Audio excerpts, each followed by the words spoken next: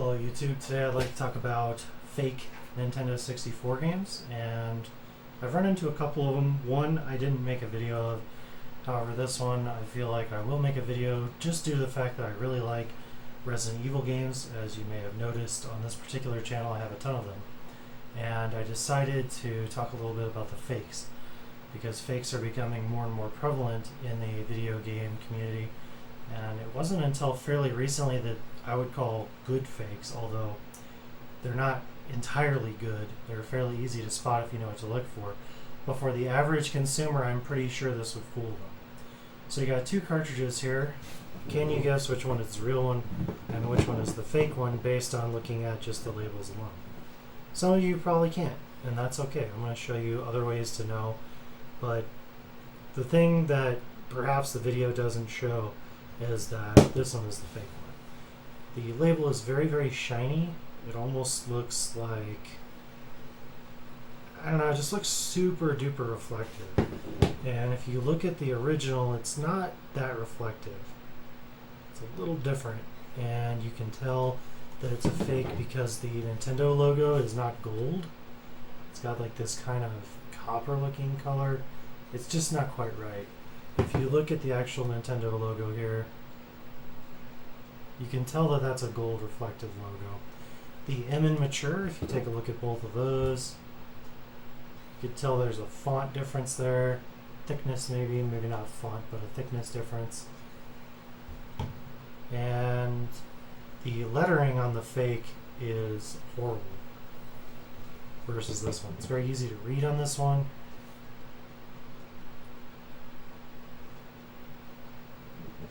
Colors are a lot better. The DPI is a lot higher on the real version compared to the fake. So I'm not pointing out everything, but I'm pointing out a lot of things that you can tell the difference. It does help if you have an original to compare it to. Same thing with the back label. The gray is completely wrong. Even the Nintendo logo is not right.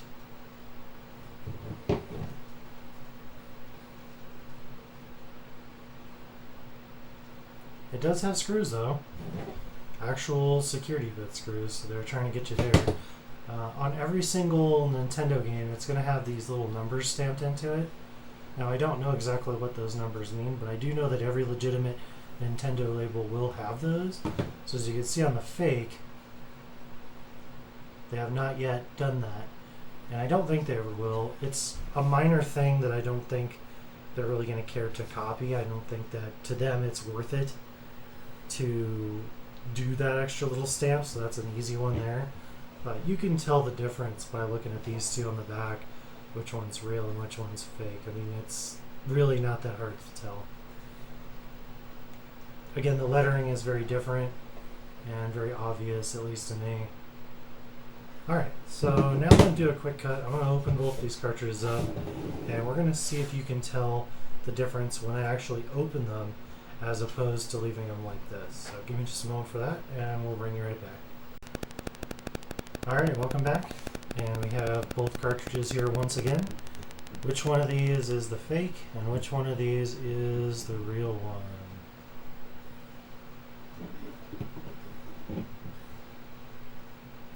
If you guessed the left one is the real one, you guessed right. This is the real cartridge, and the right one is the fake cartridge.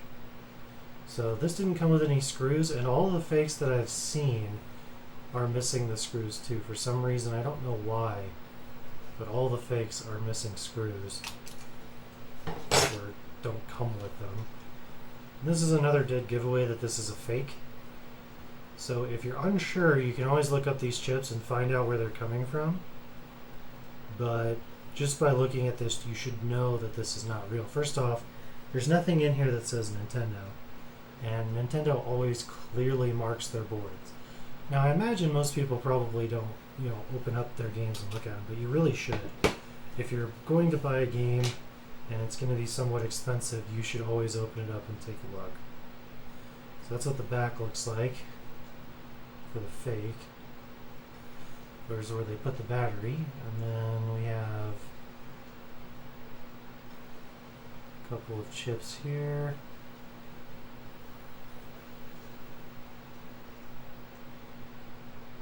So yeah, that's the fake. And then if you give me just a moment here, I will show you the real one.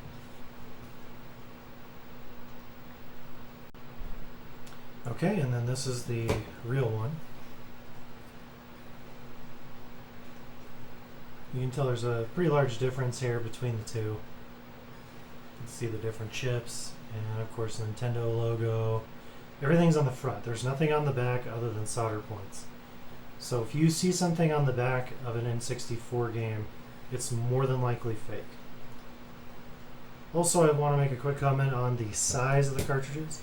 Just because one of these is bigger than the other one or one's smaller than the other one doesn't necessarily mean that it's a fake.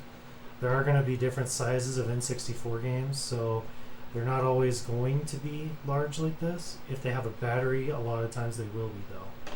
They'll be a little bit larger to accommodate that battery. Whereas the newer designs, as you can see for the fake, they just put it right on the back, and it still fits just fine. That's why they did that, because it doesn't really matter whether or not you do that. But that's the way they chose to do it for the fake. Surprisingly, this fake actually seems to work pretty good with my N64. The last fake I had did not. It had a lot of issues and would not start on either of my N64s reliably. It would turn on, and then it would blank screen, and then it would turn on sometimes and it would work.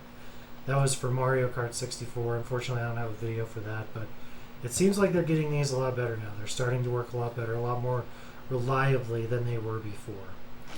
So let's go ahead and plug in our N64 and show you guys both the real and the fake cartridge at work, and then we'll end the video there.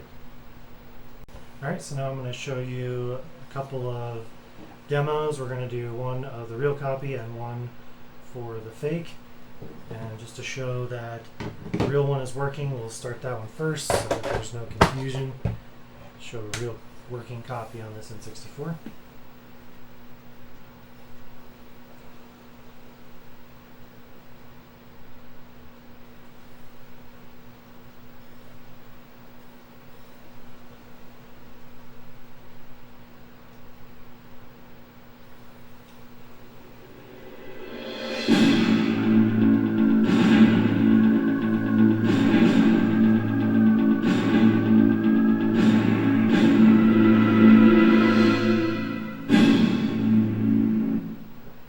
Okay, and I'll show you the load game so you can see the battery is still working.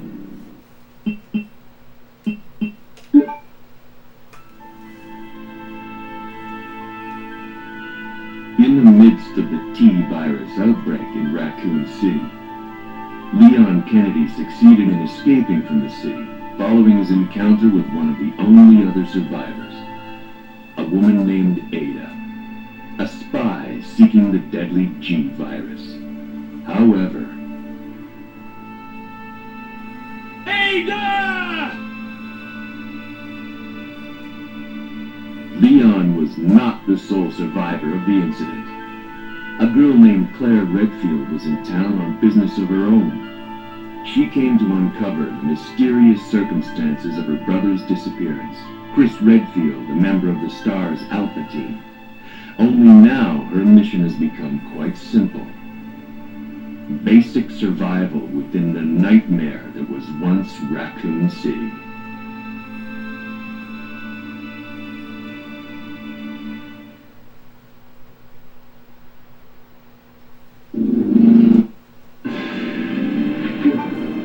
That's the B game entrance. In case you guys have never played the B game, that's how they introduce it. Pretty neat. And I will say, just on a side note, that's not related really at all. The B game to this game is way different. The B game for the newer remaster, it is different, but it's not really significantly different in my opinion. It doesn't make it bad. It just means that the old version, I think, did a better job with the B game. It's cool that the new one even has a B game, because they could have just omitted that and not even had it at all. Back on topic, we have the bootleg Resident Evil 2. We're going to pop that in, and I did make a save beforehand, and it does load. I will make sure to show that, and then I'll give you my final closing thoughts about all of this.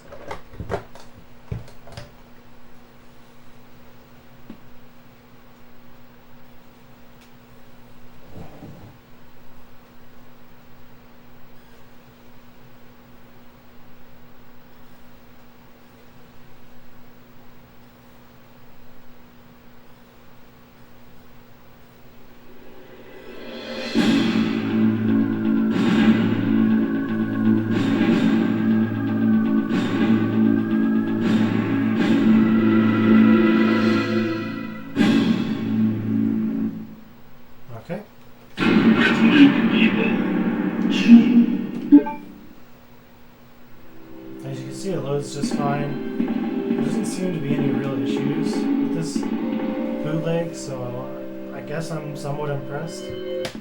That being said, I don't condone the use of bootlegs unless you're doing it for preservation. So say you have this game and you don't really want to play it, you want to just keep it somewhere and keep it safe, and you'd rather play this one instead. That I can understand, and that would be a legitimate reason to purchase a bootleg.